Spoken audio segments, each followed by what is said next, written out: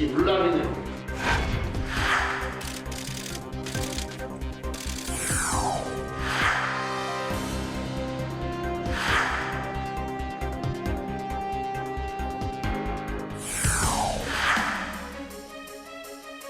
이 정권의 모든과 독선으로 우리나라가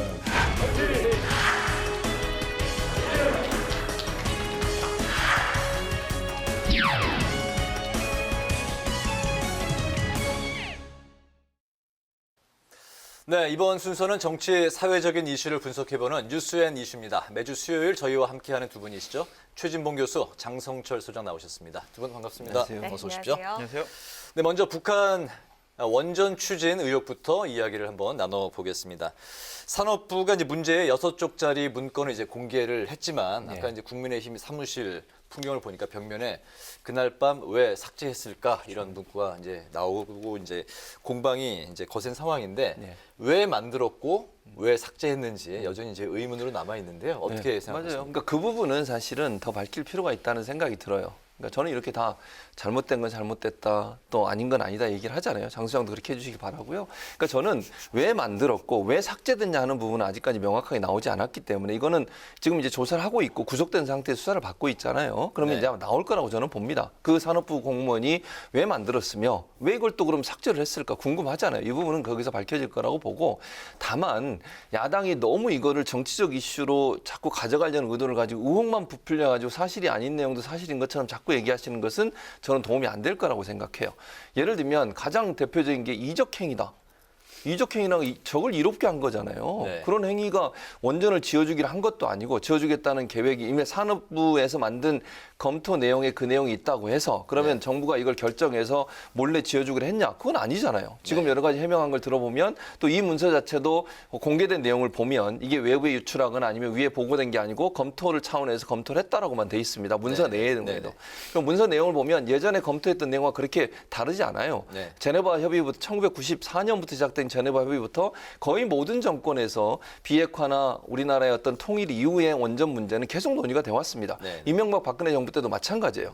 그런 차원에서 접근해 본다고 하면 경수로 관련된 문서가 앞에 또 있었어요. 그 지워진 문서 중에. 그리고 나서 이 문서가 있다고 하면 검토 차원에서 산업부 직원이 했을 가능성은 저는 있다고 봅니다. 다만 아까 말씀드린 것처럼 왜 그럼 이걸 만들었는지, 또 만들었다면 정말 이 직원 혼자서 결정한 문제인지 아니면 산업부 내에 보고한 라인이 있었는지 하는 부분을 밝혀내야 한다고 보지만 이걸 자꾸 뭐 마치 그 일부 언론에 보도된 것처럼 정부가 몰래 비밀리에 극비리에 원전을 만들어주고 했다, 이런 식으로 가는 것은 저는 도리어 국민의힘이 역풍을 맞을 가능성도 있다. 그래서 사실관계 확인하고 밝혀진 내용을 근거로 해서 의혹을 제기하는 게 맞지, 너무 앞서가는 의혹, 부풀려서 의혹을 제기하면요 그게 도리어 부정적인 역할을 미칠 거라고 저는 봅니다. 의문은 반드시 풀어야 하지만 정치적 공세는 과한 측면이 있다.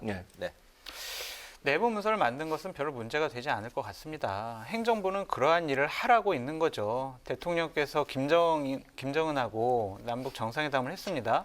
후속 조치와 관련해서 당연히 국가 원수로서 지시하실 수 있는 부분이죠. 왜 만들었느냐 많은 논란이 있지만 만든 것 자체는 저는 그렇게 큰 문제가 되지 않는다라고 생각을 합니다.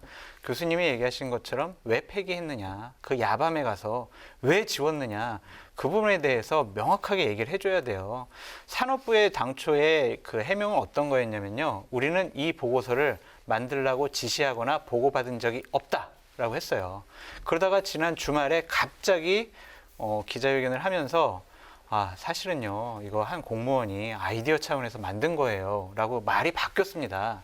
이러니까 야당으로서는 문제 제기를 하고 궁금한 거죠. 왜 만들었는지. 그 부분에 대한 명확한 답변도 다시 필요할 것 같다는 생각이 들고요.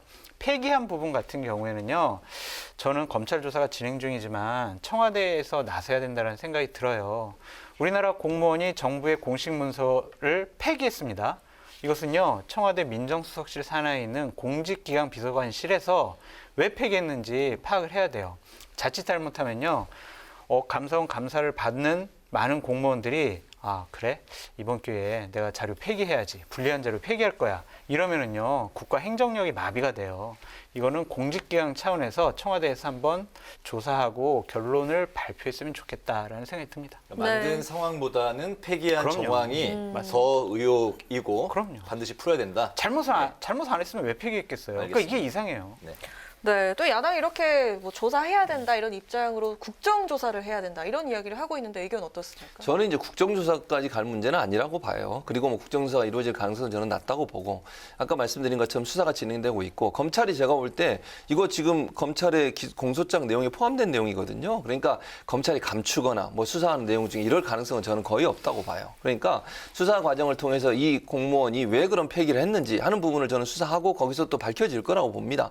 그 부분을 좀 지켜보고 그리고 나서 그게 정말 미흡하다고 생각된다고 하면 또 뭐 국정조사 얘기가 나올 수는 있겠지만 지금 상황에서 국정조사를 하겠다고 하는 것은 이제 정치적으로 보면 선거를 앞두고서 야권이 이 이슈를 좀 더 띄워서 본인들한테 유리한 여론 지형을 만들겠다는 의도로 보여지는 부분이 있어서 네. 지금 단계에서 국정조사를 시행하는 것은 저는 바람직하지 않다고 봅니다. 그렇군요. 네. 네.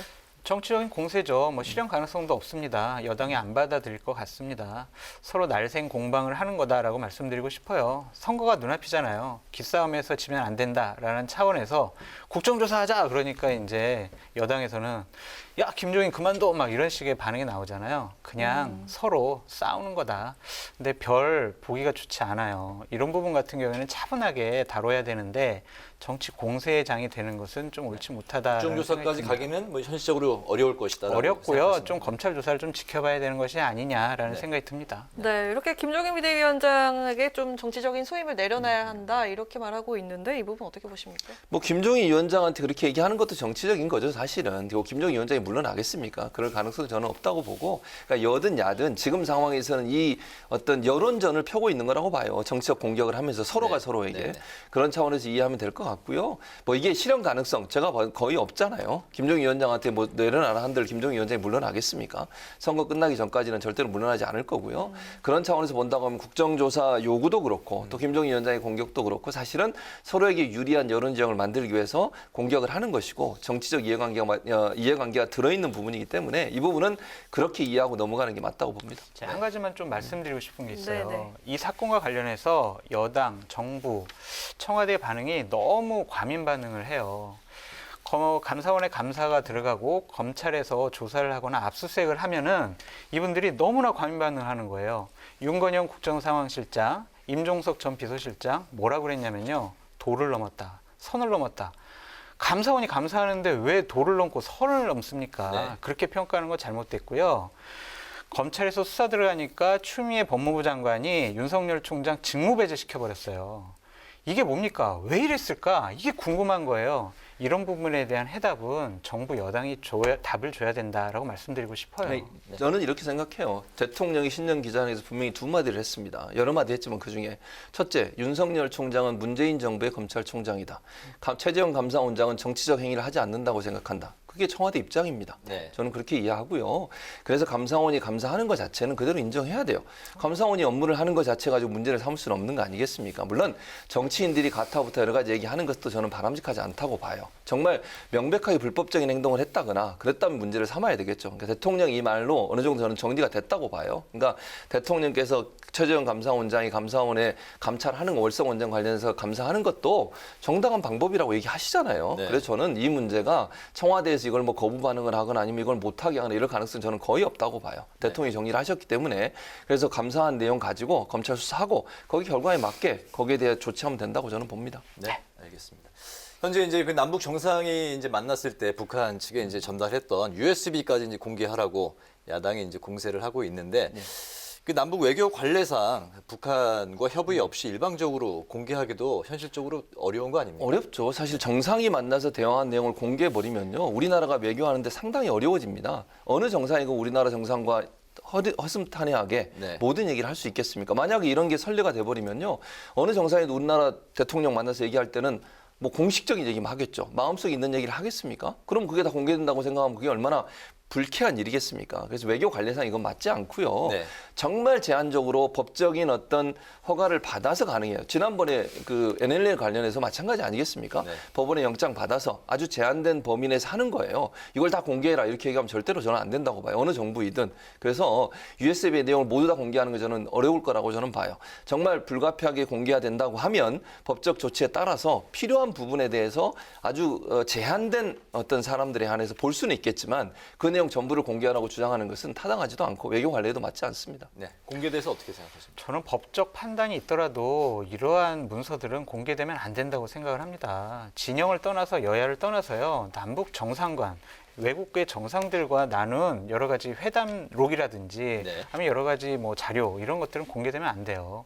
이거는 신뢰 문제가 있기 때문에 다음에 계속 이러면은 분명히 다른 나라 정상들과 내밀한 얘기 못 할 거라고 생각이 듭니다. 네. 이 부분은 공개되면 안 된다는 생각이 드는데 의혹을 해소하기 위해서는요. 저는 산업부의 문서를 공개했으면 좋겠어요. 본인들이 아이디어 차원이라고 간단하게 얘기를 했잖아요. 문서 1개만 공개됐습니다. 네. 16개 문서가 있습니다.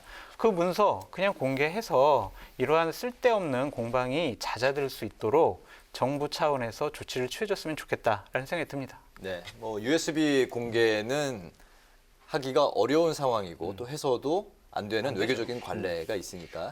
근데 이제 좀 더 문서는 공개할 필요가 있다. 산업부 문서는 공개할 필요 있죠. 네, 네. 알겠습니다. 네.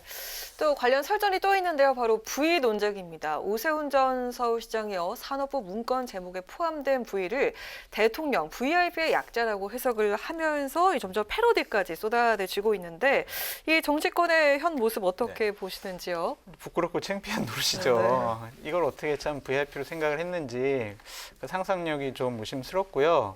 오세훈 시장으로서는 상당히 아픈 부분이에요. 본인이 서울시장 후보 나가겠다, 대권 후보 가겠다고 했는데 희화화됐잖아요.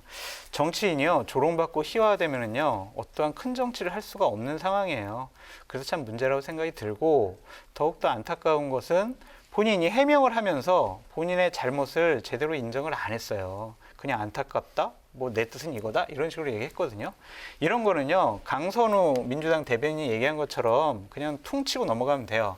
아이, 국민들께 웃음 드리는 코미디 같은 상황입니다. 이런 식으로 넘어가야지 네. 이걸 갖고 또 막 사실은요, 이건 밝혀야 된다는 저의 뜻이에요. 이런 식의 구구절절 하면은요, 오세훈 시장 더 손가락질 받습니다. 네. 저번에 조건부 불출마 때문에 마이너스 50점 받았다면 이번에도 마이너스 50점 받아서 빵점 됐습니다. 네.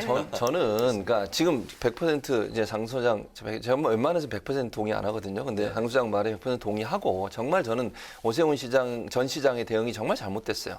명확하게 사과해야 돼. 이거 잘못돼. 죄송하다. 대통령께도 미안하다고 얘기한다고 저는 보거든요. 네. 또 하나 오세훈 전 시장이 그럼 왜 이런 행동을 했을까를 고민해 보면 저는 이제 이게 참사를 불러온 이유가 어떻게든지 대통령을 엮어보려는 의도와 시도를 갖고 있었기 때문에 이런 해석이 가능하다고 저는 봐요. 이건 상식적으로 누가 봐도 그 부인은요, 모든 행정문서에 다 들어가 있습니다. 거의 대부분이. 일반 회사들도 그렇게 써요. 버전 네. 1, 2, 3. 그러니까 첫 번째 만든 거, 두 번째, 세 번째. 이거 다 쓰잖아요. 그럼 뭐 이건 정말 대학 졸업하고 회사 생활 조금만 하면 다 알 수 있는 내용인데 물론 본인이 모를 수 있죠. 그럼 물어보든지 보좌진들은 과연 뭘 했는지도 저는 궁금해요. 이런 발표를 하기 전까지 그러면 보좌진과 논의도 안 하고 혼자 발표했는지 그것도 저는 의심스럽고요. 네. 그리고 V자를 보자마자 어떻게든지 이 문제를 대통령과 연관시키겠다는 이런 어떤 그 뭐랄까요. 비판을 위한 비판을 하겠다는 생각이 있었기 때문에 이런 해프닝이 나왔다고 저는 보거든요. 네네. 그래서 이런 생각을 저는 버려야 된다고 생각해요. 정말 뭐 비판할 게 있으면 비판할 수 있죠. 그러나 이걸 억지로 뭔가 엮어서 대통령이 흠집을 내고 정부에 흠집을 내려고 하는 시도 자체가 저는 도리어 국민들한테는 너무 잘못된 생각이라는 인식이 심어질 수 있다는 점을 고려한다면 정치인들이 뭘 비판할 때는 명확한 증거를 가지고 할 필요가 있다는 생각이 듭니다. 알겠습니다. 오죽하면 뭐 PPT까지 나왔겠습니까? 그러니까요. 예, 평양 프레지던트 네. 예. PPT. 따봉? 네. 알겠습니다. 네. 자, 이번에는 그 선거 이야기를 해보겠습니다. 차기 서울시장 적합도와 관련한 여론조사 결과가 이제 여러 개가 나왔는데 박영선 전 장관과 안철수 대표가 서로 이제 엎치락뒤치락 1, 2위를 이제 서로 나눠 가지고 있는 상황입니다. 예, 어떻게 그렇습니다. 해석을 하십니까? 일단 이제 방현선 장관 같은 경우는 제가 볼 때 컨벤션 효과라고 생각을 해요. 제가 말하는 컨벤션 효과란 말은 방현선 장관이 출마를 선언을 했잖아요. 그러니까 선언한 효과가 일정 부분 들어왔다고 저는 보거든요. 제가 예전에 이 자리에서도 그런 말씀을 드린 것 같아요. 그러니까 출마를 공식 선언하면 일정 부분 지지율이 올라갈 것이다. 제가 예측을 했는데 그 예측이 맞았다고 저는 보고요. 네. 장 소장은 한 50% 정도 수익률이라고 하면 저는 이제 거의 100% 수익률인데 어쨌든 그런 차원에서 본다면 방현선 장관의 어떤 출마 선언 그리고 출마 선언하면서 새로운 아이디어를 냈어요. 20분 안에 모든 것이 다 가능한 스마트 도시를 만들겠다. 네네. 예컨대 그런 아주 신선한 제안들을 하면서 국민적 관심이 어느 정도 집중됐다고 봅니다. 그게 반영된 결과라고 저는 보고요. 그리고 이제 여권 후보 중에 물론 이제 앞으로 어떻게 될지 아무도 모르기 때문에 지금의 지지율이 계속 갈 거다. 이건 누구도 장담할 수 없는 거 아니겠습니까? 네네. 그래서 순간적으로 그런 부분이 영향을 미쳤을 가능성이 있고 안철수 대표는 사실 잘 아시는 것처럼 관심사에서 멀어졌어요. 일정 부분. 왜냐하면 국민의힘의 당내 경선에 모든 게 집중되다 보니까 그쪽에 언론들의 관심이 집중됐고 안철수 대표는 사실 그 상황이 조금 소외된 경향이 있었거든요. 그러다 보니까 관심도가 떨어진 부분. 이게 지지율의 정체성을 가져오는 요인이라는 생각이 듭니다. 그래서 아마 이런 여러 가지 상황들이 종합적으로 고려가 돼서 아마 이런 경우가 나온 것 같고요. 안철수 대표가 다시 관심을 받고 단일화 협상에서 중요한 어떤 그 대상이 되는 경우 그런 경우에는 안철수 대표가 다시 상승의 효과를 가져올 수 있는 가능성은 있지만 지금 상황에서 국민의힘의 경선은 끝날 때까지는 국민의힘의 후보들은 좀 더 관심이 가지 않을까 이런 생각이 듭니다. 박영선 전 장관은 컨벤션 효과, 예. 일명 이제 그 효과를 누리고 이번에 이제 지지도가 지지율이 이제 올랐다. 상승했다는 예. 거고 안철수 대표는 뭔가 자꾸 이벤트를 만들어서 주목도를 높여야 될 그런 또 과제가 있다. 그렇죠. 그리고 이제 그 이벤트라고 하는 것도 지금 상황에서 물론 뭐 이제 우리가 나중에 또 얘기하겠지만 금태섭 보험가의 뭐 장 외에서의 경선을 하겠다고 얘기를 했으면서 이걸 가지고 또 이슈를 하려고 한다고 저는 보거든요. 그게 결국은 안철수 대표가 관심을 많이 끌어오지 못하는 것에 대한 조급함이 묻어나는 하나의 행동이라는 생각도 들어요, 저는. 그래서 이걸 통해서 관심도를 끌어올려서 본인의 지지율을 조금 더 상승시켜보려는 의도도 포함되어 있다고 봅니다. 알겠습니다.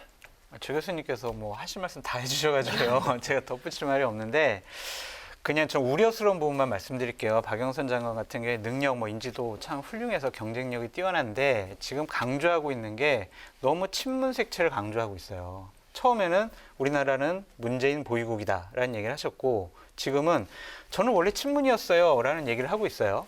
원래 친문이었다고 사람들이 믿질 않아요. 그럼에도 이렇게 강조하는 것은 당내 경선에서 압도적으로 좀 이기고 그 탄력을 받고 본선에 나가야 되겠다는 생각 같은데 너무 친문색채 강조하면은 본선에서 경쟁력이 좀 깎아먹을 수가 있어요. 이 부분 강조하는 부분은 박영선 장관이 좀 다시 생각해보는 게 좋지 않을까라는 생각도 듭니다. 네. 다음은요. 오늘 가장 핫한 뉴스가 아닐까 싶은데요. 안철수 대표가 무소속 금태섭 전 의원의 제3지대 단일화 경선 제안을 수락을 했습니다. 두 사람의 속내와 이해득실 한번 이야기해 볼까 하는데요. 먼저 장 소장님. 제가 그냥 자세히 좀 말씀드릴게요. 안철수 대표 처음에 금태섭 전 의원이 이런 제안을 했을 때 좀 기분 나빴대요. 왜냐하면 아니 내가 당대표 할 때 내 밑에 있던 의원이었는데 나보고 서울시장 선거 경선을 같이 하자고? 이게 뭔 소리야? 그래서 기분이 나빴고 또 하나는 당초 이걸 안 받으려고 그랬어요. 왜 안 받으려고 그랬냐면 괜히 금태섭 의원만 키워주는 거 아니야? 나는 지금 압도적으로 서울시장의 인지도와 지지도가 높게 나오는데 금태섭만 키워주는 거 아니야? 그런 생각을 가졌는데 생각을 해보니까 교수님 잘 말씀해 주셨듯이 여당, 야당 지금 거대 정당들은 당내 경선에 들어갔습니다. 매일 언론에 한 칸씩 여당 의원은 뭐하고 야당 의원은 뭐해요. 안철수가 사라졌잖아요. 그러면은 내가 이 금태섭과의 경선을 통해서 하나의 무대를 만들어야 되겠다라고 판단을 한 겁니다. 그러면은 그 무대에서 저는 서울시장이 되는 이유가 저는 이래서 서울시장이 돼야 됩니다라는 얘기를 할 수가 있고 저의 공약은 이런 겁니다라고 밝힐 수가 있잖아요. 언론에서 써주실 거고 그러한 정치적인 판단에 의해서 이번에 경선을 받아들였다라고 하더라고요. 네네. 네. 그리고 이제 질문. 네. 그 맞대결의 승자에 대해서 좀 궁금한 거 질문을 좀 드리겠습니다. 어떻게 예상을 하시는지요? 안철수 대표 이기죠. 네. 금태섭 의원 같은 경우에는요, 그냥 참여해서 본인의 주장과 입장을 밝힐 수 있는 공식적인 무대가 마련된 것만 해도 본인의 앞으로 정치적인 진로에 있어서 상당히 도움이 될 겁니다. 현재 여론조사만 봐도 금태섭 후보가 좀 이기기는 어렵지 않을까 생각이 드네요. 네, 네, 뭐 네. 같은 생각이신가요? 뭐 현재 상황으로 보면 그럴 가능성이 높다고 보여져요. 그래서 안철수 대표 입장에서는 기분 나빠도 해야 되는 이유는 아까도 우리가 얘기 나눴듯이 기본적으로 본인에 대한 어떤 관심도 이걸 계속 어필을 해야 되는 상황이거든요. 그래야 국민의힘 경선에서도 거기서 일단 선정된 분이 경선에서 이긴 분하고 단일화를 해야 되는데 그 상황에서 본인의 어떤 존재감이 떨어지면 떨어질수록 불리해요. 그런 상황에서 본다고 하면 이런 이벤트를 통해서라도 자기가 뭔가 열심히 하고 있다는 걸 보여야 되는 상황, 그 상황이 결국은 받아들일 수밖에 없는 상황으로 간 것이라고 보여집니다. 그렇군요. 이 또 이제 훈훈한 그런 모습을 보여왔던 박영선 전 장관과 이제 우상호 의원이었는데 최근에 금태섭 전 의원을 두고서 의견이 또 갈렸습니다. 박영선 전 장관이 금태섭 전 의원까지 품어야 한다고 했는데 우상호 의원이 그 발언을 거두어라 이렇게 이제 또 날석에 반응을 했습니다. 어떻게 해석을 하시나요? 저는 두 가지, 그러니까 두 분이 사실은 지지층이라고 하는 게 물론 뭐 지지층이라고 하는 걸 제가 뭐 이렇게 나누기가 좀 그렇긴 하지만 사실은 우상호 의원 같은 경우에는 이제 당내 권리당원들의 지지를 더 많이 받고 있는 것으로 분석이 되고 있고 박영선 장관 같은 경우는 이제 일반인들에 대한 지지가 네. 더 높은 것으로 알려지고 네. 있어요. 그러면 이 문제도 금태섭 의원 문제도 마찬가지라는 생각이 들거든요. 금태섭 전 의원을 품자고 얘기하는 박영선 장관 입장에서는 일반 시민들의 지지를 더 많이 끌어들이는 거예요. 그러면 일정 부분 또 이런 생각이 들잖아요. 친문 세력은 그럼 버리고 가는 거냐? 그건 아니라고 저는 생각해요. 근데 아까 지난주에도 제가 말씀드린 것 같은데 기본적으로 친문 진영은요 이런 생각을 할 수밖에 없어요. 누가 봉선 경쟁력이 뛰어나냐 하는 부분을 판단할 거라고 저는 보거든요. 네. 물론 친문 세력의 속대를 강하게 보이는 사람의 지지를 보낼 수도 있지만 그분이 나가서 만약에 국민의힘 후보나 아니면 단일화 후보하고 경쟁에서 떨어지는 상황이 된다면 그거는 원하지 않을 거거든요. 그럼 전략적으로 친문 진영도 일정 부분 그러니까 승리 가능성이 높은 그런 후보에게 몰표를 줄 가능성이 있다는 생각이 들어요. 네. 당내 경선에서. 네. 우상호 의원은 지금 어떤 상황입니까? 친문을 더 많이 끌어들이고 결집시켜서 그 말은 반문 연대에 앞장섰던 금태섭 전 의원을 지지하는 게 말이 되냐 이렇게 좀 주장을 하고 있거든요. 네. 그 말은 본인의 지지계층인 권리당원이나 친문 지정을 더 결집시켜서 당내 경선에서 이기려는 의도를 갖고 있다. 그래서 당내 경선에서 이기게 되면 어쨌든 누군가로부터 결집이 될 수 있는 상황이 되는 거니까. 그래서 서로의 계산법이 다르긴 한데 네. 당내 경선에서 이기기 위한 하나의 방법으로 서로 다른 입장을 취하고 있는 게 아니 이렇게 보여집니다. 그렇군요. 네. 기본적으로 우상호 의원이요 내부적으로 보면은요 친문 의원들이 상당히 합류해 있어요. 그래서 지금 현재 오늘 뭐 여론조사를 보면 박영선 의원이 훨씬 더 경쟁력이 높다라고 조사가 돼 있잖아요. 그런데 당내 경선에서는요 당원 50% 일반 시민 50%잖아요. 근데 일반 시민도 민주당을 지지하는 분들 대상으로 조사를 하거든요. 그렇게 되면은요 현재 언론에 나오는 여론조사보다는 우상호 의원, 박영선 후보 두 분이요 지지율 격차가 그렇게 많이 나지 않을 거고 어찌 보면 우상호 후보가 상당히 선전할 수도 있다라는 전망을 내부에서 하시더라고요. 네. 이런 상황에서 박영선 의원이 급하니까 나는 원래 친문 후보예요 라는 얘기를 강조하는 이유가 그쪽에 구애하는 거라고 생각이 듭니다. 두 분과의 전쟁이 이제 시작입니다. 이제 뭐 서로 같은 당에 있지만 선거를 앞두고서는 동지가 적이 될 수 있어요. 앞으로 서로를 향한 여러 가지 공격과 수비가 상당히 재밌을 것 같습니다. 네. 여러 변수들이 남아있기 때문에 누구도 안심할 수 없는 네. 상황이다. 네, 잘 알겠습니다. 오늘 뉴스앤 이슈에서는 북한 원전 논란 그리고 서울시장 경선 레이스를 갖고 지금까지 최진봉 성공회대 교수, 장성철 공감과 논쟁 정책센터 소장과 함께했습니다. 오늘 두 분 말씀 고맙습니다. 네, 고맙습니다.